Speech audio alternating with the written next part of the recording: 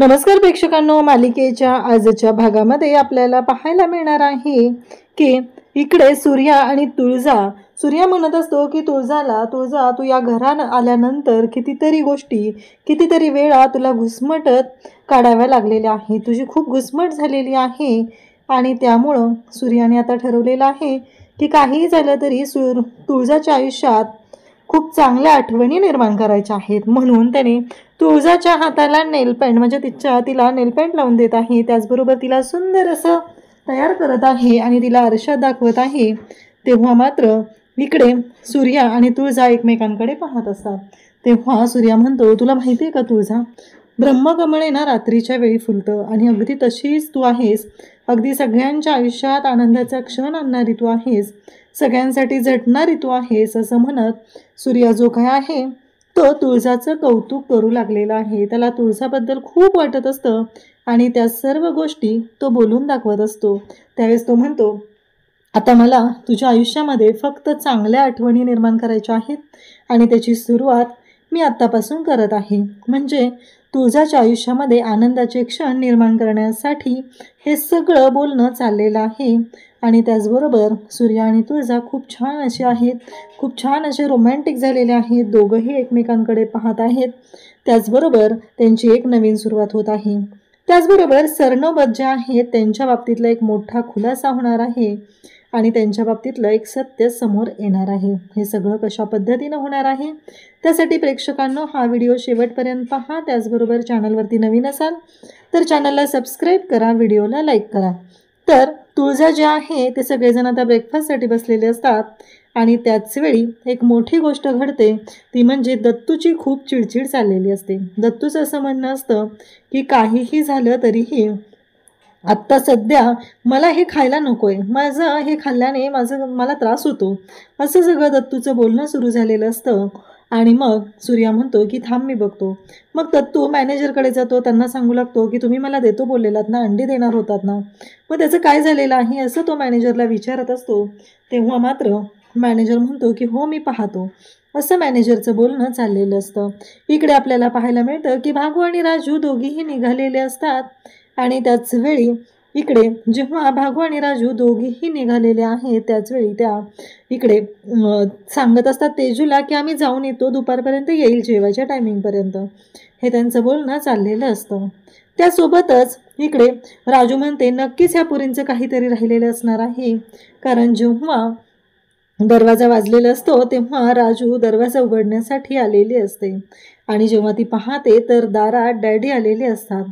त्यानंतर आपल्याला पाहायला मिळतं की इकडे डॅडी आलेले असतात तर सरनोबतांच्या घरी वकील साहेब आलेले असतात आणि वकील साहेब जे आहेत ते इकडे प्रसादच्या सह्या घेत असतात. म्हणजे प्रसाद आणि प्रसादच्या आई शशिकांत सरनोबत यांचा सावत्र भाऊ हा प्रसाद असतो, त्याच्या सह्या घेतल्या जात असतात आणि काही गोष्टी समोर येणार असतात.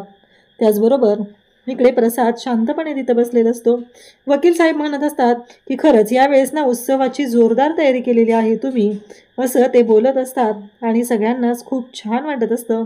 फायनली हा सगळा आनंदाचा क्षण चालू झालेला असतो. त्यावेळेस आजी म्हणत असतात की हो ह्या सगळ्या गोष्टी छान पद्धतीनंच होणार आहेत, असं आजीही बोलत असतात. आणि त्याचबरोबर इकडे आजी म्हणत असतात की कसं आहे शशिकांतराव आहेत ना, त्यामुळं काळजी करायची अजिबात गरज नाही. त्याचवेळी तर इकडे वकील साहेब म्हणत असतात की कसं आहे काहीही झालं तरी आता तुम्ही एकटंच कामं करताय ना, प्रसादरावांना पण घ्या मदतीला, असंही ह्या सगळ्या प्रॉपर्टीचे मालक ते एकटेच आहेत ना. असं जेव्हा बोललं जातं तेव्हा आजी आणि शशिकांतरावांना खूप राग येतो.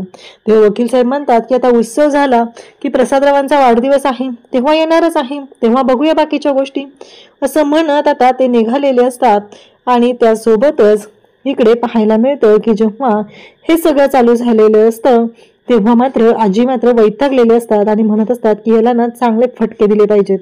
हा ना खूपच बोलत असतो, नक्की आता काय गोंधळ घालणार आहे त्याच्या मनात शंका यायला नको आहे, म्हणून आता मी काही बोललेले नाही, असं त्या बोलत असतात. त्याचबरोबर इकडे शशिकांत पण तेच बोलत असतो.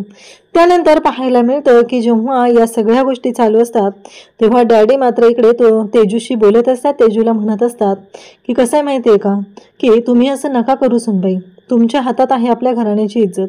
हे सगळं माहिती आहे ना तुम्हाला. आता सरनोबतांकडे आपल्याला खूप मोठं आमंत्रण आलेलं आहे.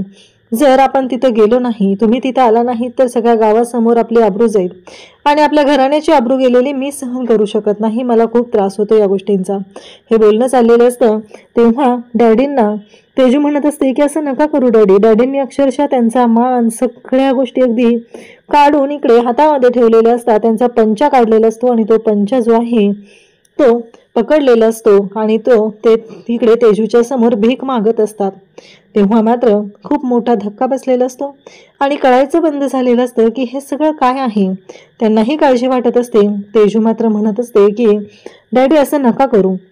डॅडी म्हणतात की हे बघा, तुमच्या भावासाठी 20 लाख रुपये आम्ही भरले, त्याचबरोबर तुमच्यासाठी एवढं सगळं केलेलं आहे आणि आता जर तुम्ही असं म्हणत असाल तर आम्ही काय करायचं, असं डॅडींचं म्हणणं असतं. आणि त्यासोबतच डॅडी बोलत असतात आणि इकडे धनू आणि त्याचबरोबर दत्तू यांचं दोघांचं कॅन्डल लाईट डिनर चाललेलं असतं. आणि मग धनूला दत्तू म्हणत असतो की हे सगळं काय आहे, कशासाठी आहे हे सगळं, असं त्याचं म्हणणं चाललेलं आहे. तेव्हा मात्र धनू म्हणत असते की अहो असं काय करताय, याला कॅन्डल लाईट डिनर म्हणतात हो, असं म्हणत ती दत्तूला सांगत असते. तेव्हा मात्र दत्तू म्हणत असतो पण मला ना हे असला मंद प्रकाश वगैरे आवडत नाहीये ग, मला ना असं जरा अजून लाईट हवी होती असं वाटतं. तेव्हा ती म्हणते अहो यालाच तर कॅन्डल लाईट डिनर म्हणतात ना, आणि हे कॅन्डल लाईट डिनर आहे असं ती सांगत असते. तेव्हा दत्तू म्हणत असतो की हो. धनू म्हणते हो का, लग्न कोणत्या परिस्थितीत झाले आपल्या दोघांचं हे मला माहिती आहे, तुम्हालाही माहिती आहे. आपल्या दोघांमध्ये नवरा बायकोचे कोणतेही संबंध नाही आहेत, पण मला आता तुमच्याशी एका विषयावरती बोलायचं आहे. मग ती बोलायला सुरुवात करते. ती म्हणू लागते आपल्या दोघांमध्ये मैत्रीचं नातं तर असू शकतं ना. तेव्हा तो म्हणतो की नाही. तेव्हा धनू म्हणते आहे आपल्या दोघांमध्ये मैत्रीचं नातं. बघा ना, तुम्ही माझी काळजी करता, माझ्यावरती चिडचिड करता, काही झालं तरीही तुम्ही माझ्यासाठी तेवढ्या सतर्क असतात हे ती बोलत असते. तुम्ही माझ्यासाठी एवढ्या सगळ्या गोष्टी करता, मग हे सगळं कशासाठी करता. तुम्हाला जर माझ्याबद्दल मैत्री तेवढं काही नसतं तर तुम्ही बोललाच नसता, तुम्ही एवढं केलंच नसतं. हे सगळं बोलणं चाललेलं असतं. आणि मग त्या दोघांचे फ्रेंडशिप होते आणि ते दोघं जण आता एक नवीन सुरुवात करत असतात. इकडे आपल्याला पाहायला मिळतं की सूर्या आणि त्याचबरोबर तुळजा बोलत असतात. ते म्हणत असतात की फायनली आता त्यांची नवीन सुरुवात होत आहे आणि या सगळ्या गोष्टी एवढ्या छान पद्धतीने घडत असतात. त्यानंतर इकडे तुळजा आणि सूर्या रूममध्ये आलेले असतात.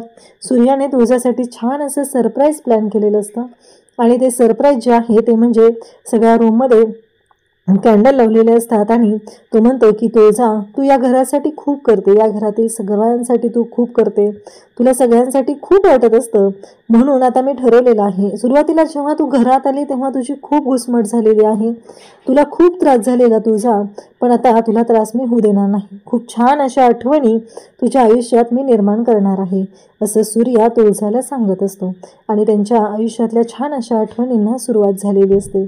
अशाच अपडेटसाठी चॅनलशी कनेक्टेड राहा. थँक्यू.